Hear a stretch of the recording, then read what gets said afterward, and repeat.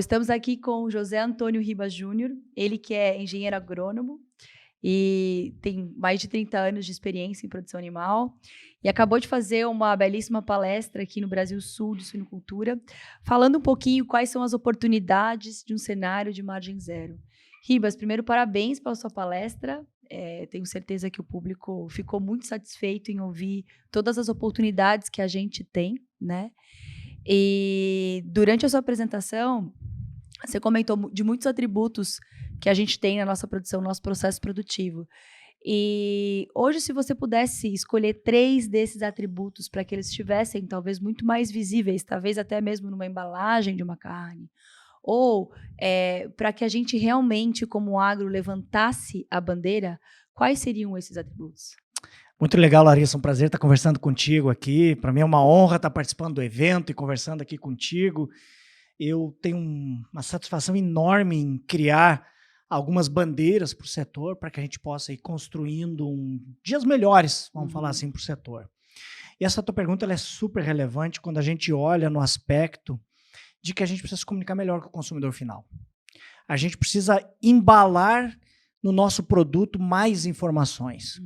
A gente sabe da competência técnica do nosso produto, da qualidade, da ciência que está por trás desse produto, de quantos profissionais estudam profundamente a ciência veterinária, da saúde, da nutrição, do manejo, para que a gente produza um animal de altíssima qualidade para esse consumidor. Mas isso não é suficiente, a gente precisa comunicar mais coisas hoje em dia. Então, se a gente tivesse que falar de selos, e é óbvio que a gente precisa adaptar essa comunicação para o consumidor final, porque ele, em última análise, é o cara que vai tomar a decisão se vai pagar a conta de tudo isso para trás ou não. A gente precisa cada vez mais falar de sustentabilidade. Esse consumidor precisa saber que este produto é produzido respeitando o meio ambiente, que esse produto é produzido respeitando o bem-estar animal, que este produto é produzido cuidando de pessoas, que esse produto ele é produzido usando de maneira racional e otimizada os antibióticos. Ou seja, há muitas virtudes que nós podemos atribuir ao nosso produto e que a gente não fala disso. Perfeito. A gente, óbvio, eu estou falando numa linguagem mais técnica aqui, que nem é tão técnica assim, afinal, mas enfim, mas que não é a linguagem que eu vou comunicar com a pessoa que está lá em casa ou na gôndola do supermercado, naquele momento da escolha pela carne suína, ou pela carne de frango, ou por nenhuma delas. Né? A gente precisa adequar essa comunicação, mas essa comunicação precisa andar com essas vertentes, porque cada vez mais, e principalmente essas novas gerações que chegam no mercado de trabalho e no mercado consumidor, que são os novos formadores de opinião, eles querem entender o propósito, eles querem entender a jornada que está por trás daquela produção. Então, a gente precisa falar de tudo isso com um jeito adequado, e aí vem a turma da comunicação, do marketing, que sabem fazer isso, e nos ajudar a construir esta linguagem. Mas não adianta a gente fazer uma embalagem bonita, que fale, que mostre a cor do produto, que mostre um valor adequado ao bolso do consumidor, que tenha os seus atrativos de cores. Tudo isso é super relevante e importante, mas não é mais suficiente. E mais do que isso, a gente precisa agregar valor ao produto. A gente já faz um monte de coisas e que não estão sendo atribuídas em valor no produto. Então, vamos colocar valor no produto, colocando mais essas informações, para que o consumidor reconheça tudo isso e que isso possa remunerar toda essa cadeia. Porque, como eu falei ali na nossa conversa, não tem discurso verde que suporte caixa no vermelho, né? Verdade. Acho que um ponto importante sobre essa questão da comunicação, né, é que a gente tem a nossa comunicação interna e uma comunicação com o nosso consumidor final. E a forma da gente se comunicar é diferente. Você comentou também muitos dados, muitos números impactantes, né? Por exemplo, como o setor de suinocultura e avicultura empregarem mais de 4,1 bilhões de pessoas nesse país, né? E são dados que deviam estar na ponta da língua de quem trabalha com o agro. E, infelizmente, né, a gente não se atenta a esse tipo de dado e acaba não repassando esse tipo de informação. Então, eu acho que esse ponto, né, dessa comunicação interna, a gente ainda precisa desenvolver, a gente encaminhou muito, né, assim, eu sempre comento quando a gente fala em comunicação, que a gente caminhou em passos largos quando a gente fala de genética, em nutrição, né? Diminuição de uso de antimicrobianos, enfim, todas as outras questões que são zootécnicas, mas a gente também esqueceu de comunicar a outra ponta de que a gente fez tudo isso, né? E muitas vezes lá na comunicação externa ainda a gente tem um certo tabu de como a gente produz, da forma que a gente produz. E o que a gente vê hoje é que o nosso público, ele precisa, os mais jovens, né, o público mais jovem, ele precisa se conectar com aquilo, precisa sentir que aquilo tem uma certa conexão com a gente. Antigamente a gente comia carne pronto, hoje não, né? Hoje vai ser por que a gente come carne, de que forma a gente come carne, como que é feita a carne. Então, tudo isso. Eu acho que se você puder falar um pouquinho sobre o que você acha dessa comunicação interna e a comunicação externa para a gente, ia ser bem importante. Eu vou começar pelo fim disso tudo e acabei até esquecendo. É tanta coisa que você quer falar num evento como esse, você tem vontade de falar de dividir tantas informações, eu até esqueci de fazer uma brincadeirinha que eu sempre faço, Larissa, que eu digo o seguinte: eu queria ver todo brasileiro falando do agronegócio como um italiano fala da Ferrari, como um suíço fala do seu relógio, do seu chocolate, como esses países têm orgulho daquele produto que os representa. E nós temos no agronegócio nosso grande carro, nosso grande motor de desenvolvimento, mas nós não falamos bem do agronegócio. Eu queria ver todo mundo falando bem do agronegócio. De quem é a responsabilidade disso? Nossa mesmo. Nossa mesmo. E aí eu começo, vamos começar a quebrar esta temática aí. Nós temos 3 públicos que nós precisamos comunicar melhor.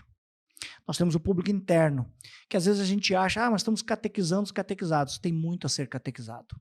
A gente precisa saber falar melhor sobre o nosso próprio negócio. Porque, via de regra, a gente fecha no nosso mundinho e tem uma certa autossuficiência nisso. Não, eu faço bem feito e as pessoas têm a obrigação de reconhecer que eu faço bem feito. Não funciona assim. Eu preciso falar e ensinar essa pessoa a vender o seu negócio.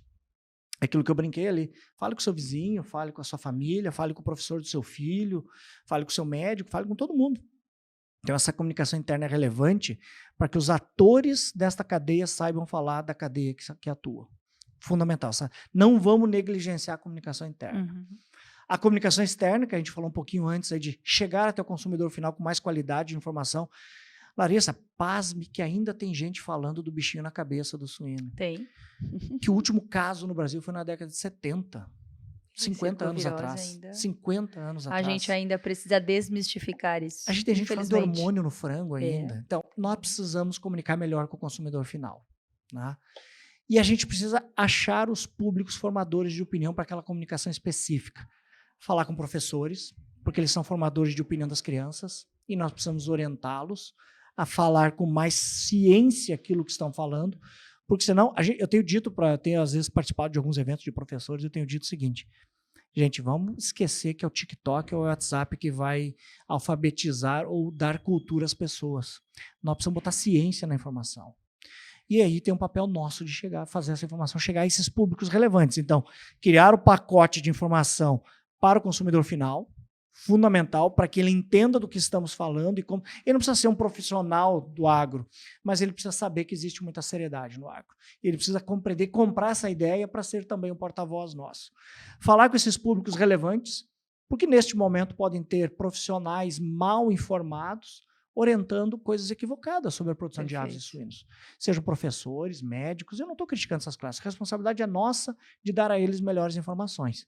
E preparar o nosso público interno também, falar melhor, ou falar mais e melhor sobre o agronegócio. Eu gosto muito daquela frase do Mário Sérgio Cortella, que ele faz aquela analogia do brasileiro que fica olhando, porque as nossas competências, o Brasil que dá certo, que é o agro, ele não passa na TV. Né? E aí ele fala, você vê aquelas barbaridades na TV, você vê uma queimada, você vê aquilo que não nos representa, e a gente fala, alguém precisa fazer alguma coisa sobre isso. Esse alguém somos nós.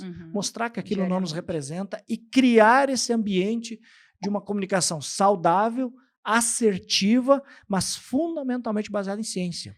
A importância, né, dos canais, aonde a gente vai falar também, né? Você comentou da TV, esse é um ponto importantíssimo que a gente precisa chegar, né? Então, assim, preparar os nossos repórteres para que eles estejam, né, entendam também do agronegócio. Né? Ainda é a grande mídia que faz um barulho, mas cada vez mais nós temos que se aproximar dos influencers aí, porque eles têm um papel diferenciado nisso tudo e nós podemos fazer com que eles entendam mais do nosso negócio. Então, fazer eventos para essa turma, trazer essa turma para um evento como esse. Perfeito. Começar a fazer eles virem aqui e ver o que se trata de agronegócio, da ciência que tem por trás disso aqui. A gente precisa se aproximar desses agentes aí e não dá para negligenciar isso. Então, tem a grande mídia, que a gente precisa dar conhecimento a eles, e a gente precisa parar de se esconder das questões e das perguntas, ir lá e dar a cara e falar, porque não temos nada a esconder. E se aproximar desses influenciadores, porque estes caras acessam grande parte das pessoas todo dia gerando conteúdo. E se a gente botar conteúdo de agro na agenda deles, a gente vai ganhar mais espaço. Com certeza, sem dúvida nenhuma. Ribas, muito obrigada. Eu só queria que você, por favor, deixasse aí para o nosso público uma dica final, enfim, sobre tudo isso que a gente vem falando. A gente já entendeu essa importância, mas muitas vezes, como fazer, enfim, para que todo mundo também aí seja porta-voz desse agro, né, que realmente dá show de bola e que é bonito de ver, né? Sem dúvida nenhuma. Eu sou um entusiasta deste agro e eu falo assim, a gente tem que cuidar bem do nosso patrimônio, que é o agro, e o jeito de cuidar bem é cuidar desse viés da comunicação, fundamental, que a gente cuide bem das lideranças que nos representam, sejam lideranças governamentais, políticas, de entidade, para que a gente possa colocar as frentes temáticas certas no tempo certo. Eu queria até comentar na palestra, a gente tem que primeiro acertar a direção das nossas estratégias, para depois acertar a velocidade. Mas a gente teme errar. A gente quer fazer velocidade sem discutir a direção. E velocidade na direção errada é uma catástrofe. Né? Então, ter as lideranças certas para que ajustem a direção e a velocidade das nossas decisões. Perfeito. E, fundamentalmente, e concluindo tudo isso, que a gente consiga, através disso, ter finalmente um planejamento do agro brasileiro. Que seja não vou dizer uma cartilha, mas que seja a nossa Bíblia de como nós vamos orientar os investimentos desse agro, o trabalho deste agro, para que a gente fique menos suscetível a essas crises esporádicas e a gente consiga ter uma previsibilidade maior. Porque a insegurança do investimento, ela hoje causa danos que são a priori invisíveis, mas no médio e longo prazo muito duros. Quero um exemplo muito prático disso. Quando foi o último frigorífico novo que nós construímos no Brasil? Né? Estamos fazendo um agora, mas talvez nos últimos 15 anos, Ou seja, o setor precisa reinvestir em ciência e tecnologia cada vez mais. Então, para isso, nós precisamos da previsibilidade. Não dá para fazer discurso verde com caixa no vermelho. Então, nós temos que trazer esse caixa para positividade e com segurança e sustentabilidade. Então, esse eu acho que é o nosso grande desafio. Ribas, mais uma vez, muito obrigada.